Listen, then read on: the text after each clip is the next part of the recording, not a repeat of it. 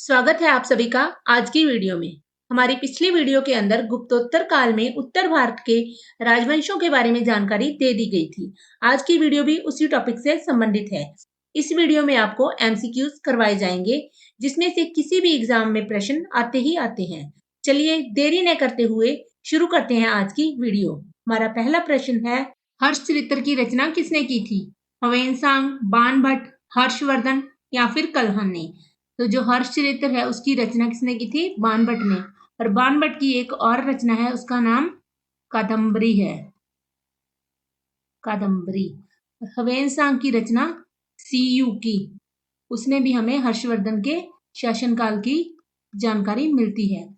और हर्षवर्धन स्वयं भी एक कवि था। उसने रत्नावली, प्रियदर्शिका प्रियदर्शिका और नागानंद, ये 3 ग्रंथ लिखे हैं। और कल्हण ने राज तरंगिणी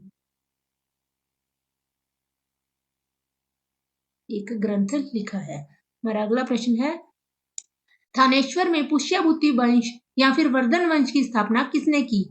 नरवर्धन ने, आदित्यवर्धन ने, राज्यवर्धन ने या पुष्यभूति वर्धन ने? जो पुष्यभूति वंश था या फिर वर्धन वंश था, उसकी स्थापना पुष्यभूति वर्धन ने की थी। इसी कारण इसका नाम पुष्यभूति वंश या फिर वर्धन वंश पड़ा था। और जो नरवर्धन, आदित्यवर्धन और राज्यवर्धन है, इनका जो उल्लेख मिला है वो केवल मोहरों में और अभिलेखों से हमें प्राप्त हुआ है।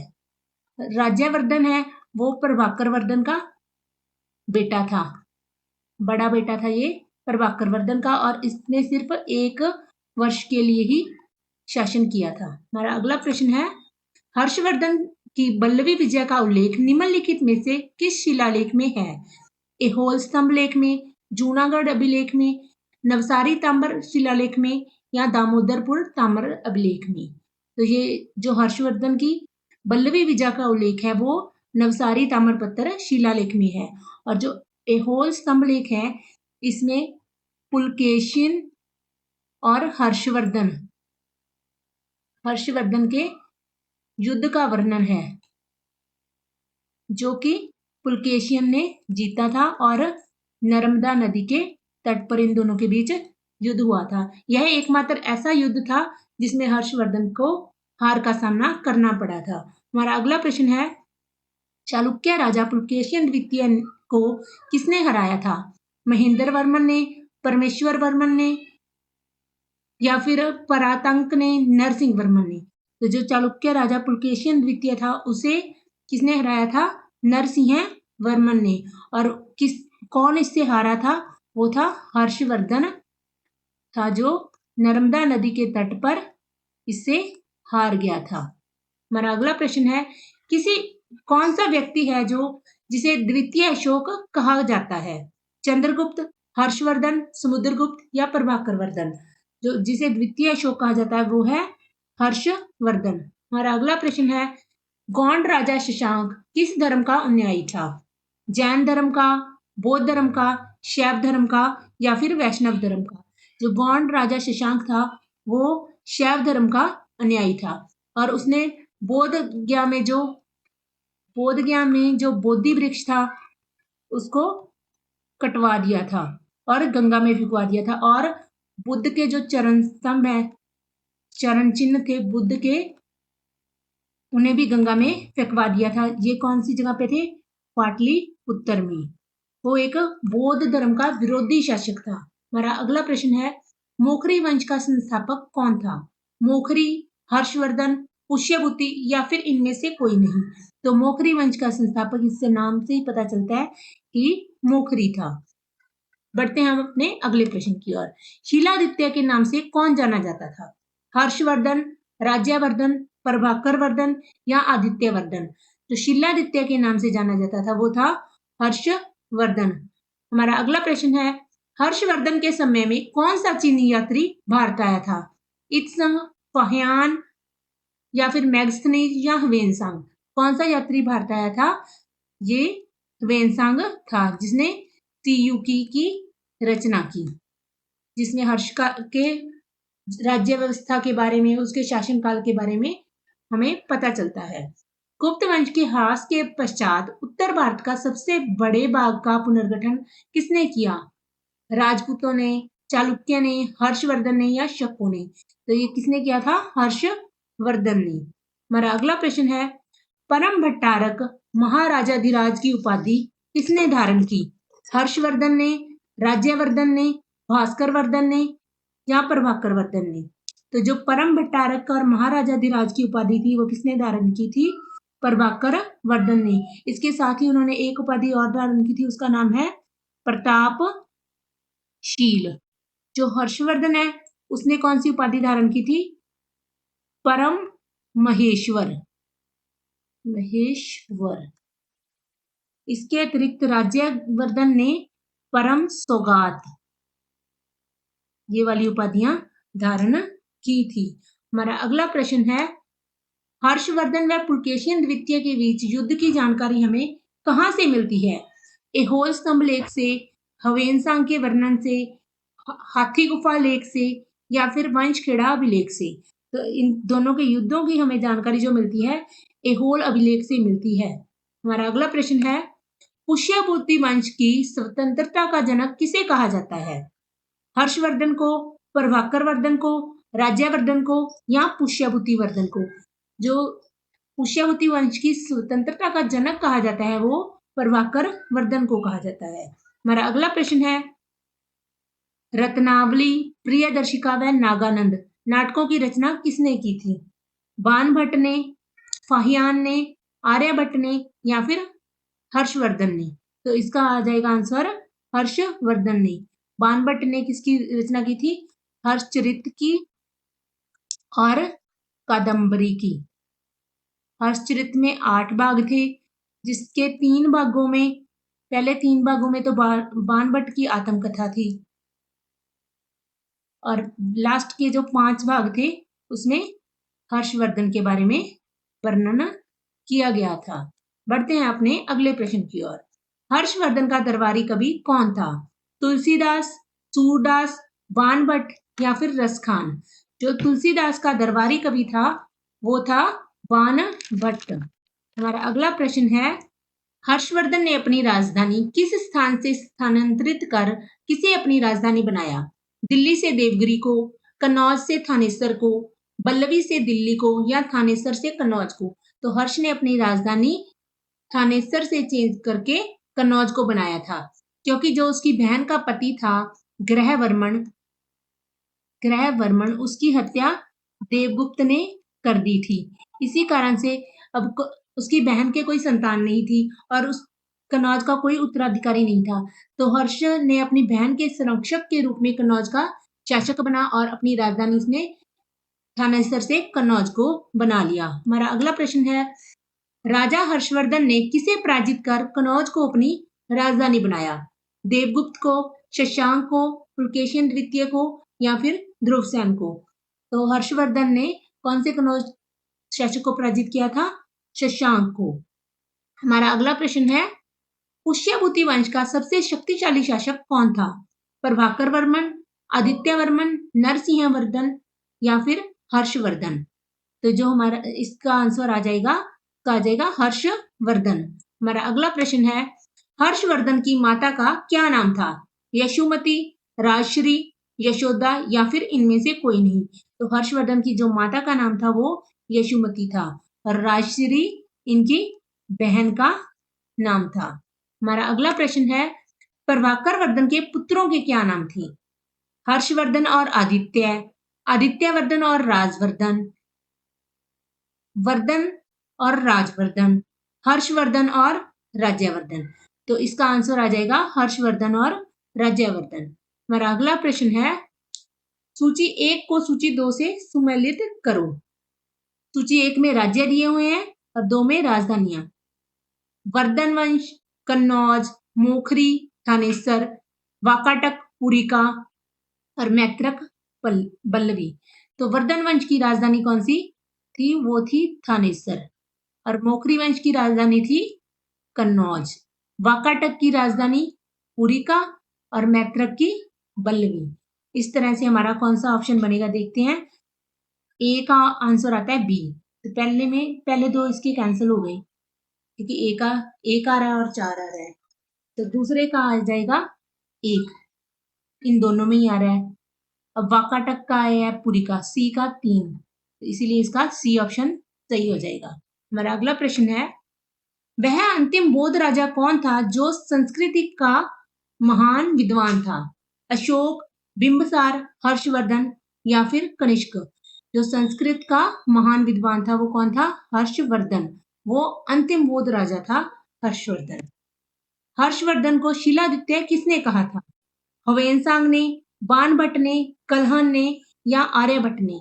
तो हवेनसांग को था जो उसने हर्षवर्धन को शिलादित्य कहा था। हमारा अगला प्रश्न है, बंगाल का कौन सा शासक हर्ष का समकालीन था? ध्रुवसेन, भास्कर वर्मन, पुलकेशिन द्वितीय या फिर शशांक? तो इसका आंसर आ जाएगा शशांक। पुलकेशिन द्वितीय था जो दक्षिण भारत का एक चालुक्य राजा था, दक्षिण भारत का। और जो ध्रुवसेन था वो इसकी बेटी का पति था। हमारा अगला प्रश्न है, हर्षवर्धन के शासनकाल में उत्तर भारत का सबसे महत्वपूर्ण नगर कौन सा था? पाटलिपुत्र, उज्जैन, कन्नौज या थानेसर? तो जो उत्तर भारत का सबसे महत्वपूर्ण नगर था वो था कन्नौज। हमारा अगला प्रश्न है, हर्षवर्धन को किस नदी के किनारे पराजित किया? किसने पराजित किया था? पुलकेशिन द्वितीय ने। कहां पर किया था? नर्मदा नदी के किनारे। हमारा अगला प्रश्न है, तियुकी नामक यात्रा विवरण किससे जुड़ा हुआ है? अलविरोनी से, फहान से, हवेनसांग से या मैग्नीज से? तियुकी जो यात्रा वृत्तांत है वो हवेनसांग ने लिखा था। हवेनसांग कौन था? वो एक बौद्ध यात्री था जो भारत में बौद्ध धर्म की जानकारी प्राप्त करने आया था और इसे यात्रियों का राजकुमार कहा जाता है। हमारा अगला प्रश्न है, हर्ष की जीवनी किसने लिखी? बाणभट्ट ने, आर्यभट्ट ने, कल्हण ने या हवेनसांग ने? तो जो हर्ष की जीवनी लिखी थी वो लिखी थी बाणभट्ट ने। बढ़ते हैं हम अपने अगले प्रश्न पर। चीनी यात्री हवेनसांग ने तत्कालीन भारत की सामान्य स्थिति व संस्कृति का वर्णन किया है। इस संदर्भ में निम्नलिखित में से कौन सा कथन सत्य है? सड़क में नदी मार्ग लूट मार्ग से सुरक्षित थे। सड़क और जो नदी मार्ग थे वो लूट मार्ग से सुरक्षित थे। क्या यह सत्य है? नहीं, क्योंकि हवेनसांग को कई बार लूटा गया था चोरों व डाकुओं द्वारा। और व्यापारियों को जो घाटों और नाकों पर शुल्क देना पड़ता था उसे कर कहते थे। आगे यहां तक अपराध के लिए ये वाला सही हो जाएगा। अपराध के लिए दंड का प्रश्न है, अग्नि, जल और विष द्वारा सत्य परीक्षण ही किसी व्यक्ति की निर्दोषता का निर्णय का साधन थी। तो ये भी सही है। तो अपना हमारा कौन सा ऑप्शन बनेगा? केवल 1 और 2 नहीं बनता, केवल 1 भी नहीं, 2 भी नहीं, 2 और 3, तो हमारा डी ऑप्शन बन जाएगा आंसर। हमारा अगला प्रश्न है, यात्रियों का राजकुमार किसे कहा जाता है? फाहियान को, अलबरिन को, वैनसांग को या इनमें से कोई नहीं? तो यात्रियों का जो राजकुमार है वो किसे कहा जाता है? हवेनसांग को। इसे प्रिंस ऑफ पिलीग्राम्स भी बोला जाता है। ये इसी को इंग्लिश में बोलते हैं प्रिंस ऑफ पिलीग्राम, प्रिंस ऑफ पिलीग्राम्स। ये भी कहीं कहीं लिखा आ जाता है। हर्षवर्धन की आरंभिक राजधानी थी पाटलिपुत्र, थानेसर, कन्नौज या फिर मथुरा? कौन सी थी आरंभिक राजधानी? थानेसर, और बाद में बदल के हो गई थी कन्नौज। हमारा अगला प्रश्न है, हर्ष ने कौन सी उपाधि धारण की थी? परम भागवत, परमादित्य भक्त, परम सौगात, परम महेश्वर? तो हर्ष ने उपाधि कौन सी धारण की थी? हमने पीछे भी किया था, परम महेश्वर की। हमारा अगला प्रश्न है, निम्नलिखित में से परम सौगात की उपाधि किसने धारण की? हर्षवर्धन ने, राज्यवर्धन ने, प्रभाकर वर्धन ने या फिर भास्कर वर्धन ने? तो परम सौगात की उपाधि धारण की थी राज्यवर्धन ने। बढ़ते हैं हम अपने अगले प्रश्न की ओर। हर्षवर्धन ने अपने राजदूत को किस देश में भेजा था? चीन में, जापान में, अमेरिका में या रूस में? तो हर्षवर्धन ने अपना राजदूत कहाँ भेजा था? चीन में। अगला प्रश्न है, बोधगया का बोधि वृक्ष किसने कटवाया? हर्षवर्धन ने, गौड़ शासक शशांक ने, देवगुप्त ने या ध्रुवसेन ने? तो किसने कटवाया था ये? शशांक ने। और इसके साथ ही इसको गंगा में फिकवा दिया था। उसके साथ पाटलिपुत्र के मंदिर से बौद्ध के जो चरण स्तंभ थे उनको भी, चरण चिन्हों को भी गंगा में फिकवा दिया था। हमारा अगला प्रश्न है, हर्षवर्धन की बहन का विवाह किससे हुआ? कनौज के राजा ग्रहवर्मन से, ध्रुवसेन से, देवगुप्त से या फिर शशांक से? जो हर्षवर्धन की बहन का विवाह हुआ था वो हुआ था ग्रहवर्मन से। ध्रुवसेन से किसका हुआ था? हर्षवर्धन की बेटी का। और देवगुप्त था जो उसने ग्रहवर्मन को मार दिया था देवसेन ने। और शशांक है जो शशांक ने राज्यवर्धन को मारा था, जिसका बदला हर्षवर्धन ने लिया था। हर्षवर्धन ने अपनी धार्मिक सभा का आयोजन कहाँ किया करता था? वाराणसी में, मथुरा में, पेशावर में या प्रयाग में? तो कहाँ किया करता था ये? प्रयाग में। और ये 5 वर्ष के बाद होती थी और कितने दिनों के लिए चलती थी? 75 दिनों के लिए। इसमें हर्ष क्या करता था? अपना सब कुछ दान कर देता था। हमारा अगला प्रश्न है, वर्धन वंश की राजधानी थानेश्वर किस प्रदेश में स्थित है? हरियाणा में, उत्तर प्रदेश में, राजस्थान में या फिर मध्य प्रदेश में? जो थानेश्वर है वो कहाँ स्थित है? हरियाणा में। हर्षवर्धन ने 606 ईस्वी में हर्ष संवत की स्थापना किस उपलक्ष्य में करवाई थी? कनौज पर अधिकार करने के उपलक्ष्य में, सिंधु विजय के उपलक्ष्य में, अपने राज्यारोहण के उपलक्ष्य में या फिर पूर्वी भारत की विजय के उपलक्ष्य में? तो हर्षवर्धन ने हर्ष संवत की जो स्थापना की थी वो किस लिए की थी? अपने राज्यारोहण के उपलक्ष्य में। गुप्तोत्तर काल में स्वर्ण सिक्कों की क्रमशः अनुपस्थिति वह सिक्कों का शरण के बारे में दर्शाता है। स्वर्ण की अनुपलब्धता, स्वर्ण उपलब्ध था, मुद्रा आर्थिकी स्थिर पड़ गई थी या व्यापार का ह्रास हो गया था? तो इसका आंसर आएगा व्यापार का ह्रास हो गया था। अगला प्रश्न है, हर्ष के सोने के सिक्के के पृष्ठभाग पर किसका अंकन है? मैत्रक का, गौतम बुद्ध का, सूर्य का या शिव पार्वती का? तो किसका अंकन है? शिव पार्वती का। कन्नौज किस प्रदेश में स्थित है?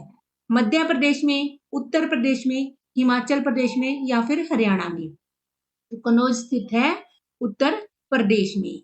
हमारा अगला प्रश्न है, हर्षवर्धन को विजय जीवन में एकमात्र पराजय देने वाला शासक पुलकेशिन द्वितीय कहाँ से था? कल्याणी, वातापी या वादामी, तंजौर या फिर वेगी? तो इसका आंसर आ जाएगा बी, वातापी या फिर उसको बादामी भी बोलते थे। हवेनसांग की उत्तर भारत की यात्रा के समय सूती वस्त्रों के उत्पादन के लिए प्रसिद्ध नगर था। कौन सा प्रसिद्ध नगर था? पाटलिपुत्र, कन्नौज, मथुरा या फिर थानेश्वर? कौन सा था? इसका आंसर आ जाएगा मथुरा। हमारा अगला प्रश्न है, अंतिम मिशन में शामिल चीनी राजदूत कौन था जिसने हर्ष की मृत्यु के तुरंत बाद जो घटनाक्रम घटित हुआ उसका विस्तार से वर्णन किया है? हवेनसांग, वांग हवेन तसे, फाहियान या इत्सिंग?